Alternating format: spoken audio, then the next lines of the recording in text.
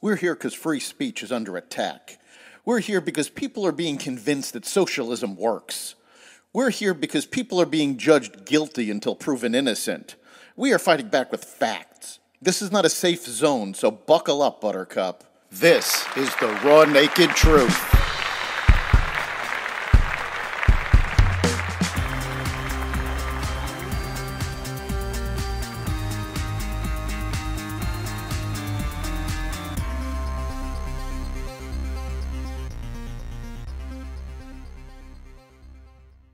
Welcome to the Raw Naked Truth. I'm your host, Eric Lopkin, and here's what's going on in the world today.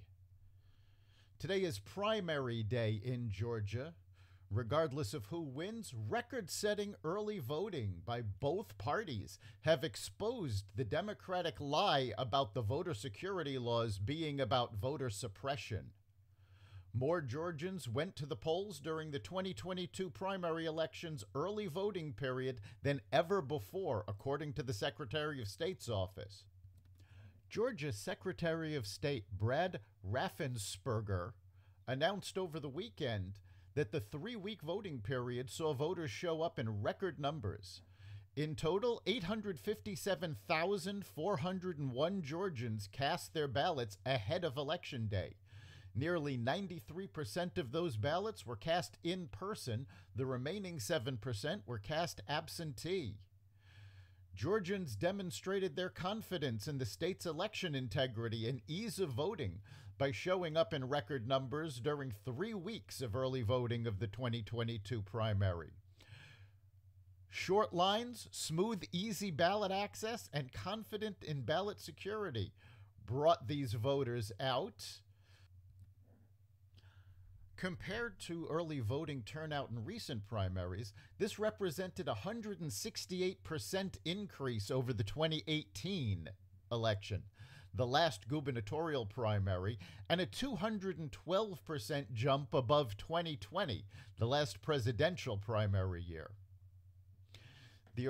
The record early voting turnout is a testament to the security of the voting system and the hard work of our county election officials, said the Secretary of State. The incredible turnout we have seen demonstrates once and for all that Georgia's Election Integrity Act struck a good balance between the guardrails of access and security.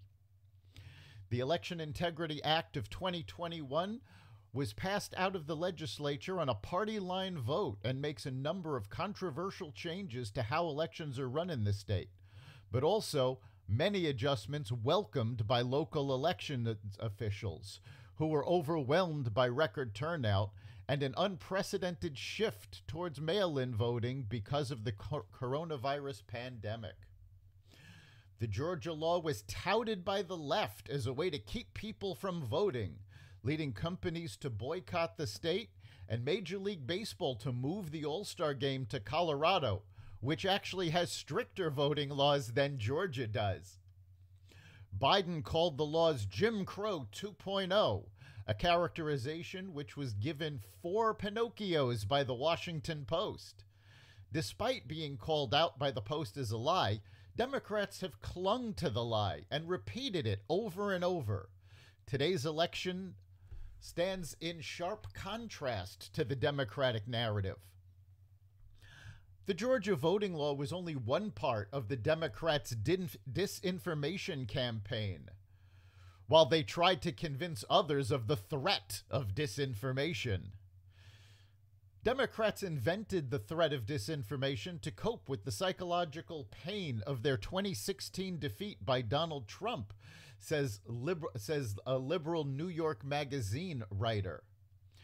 Disinformation was the liberal establishment's traumatic reaction to the psychic wound of 2016, Sam Adler-Bell wrote in New York Magazine's Intelligencer column.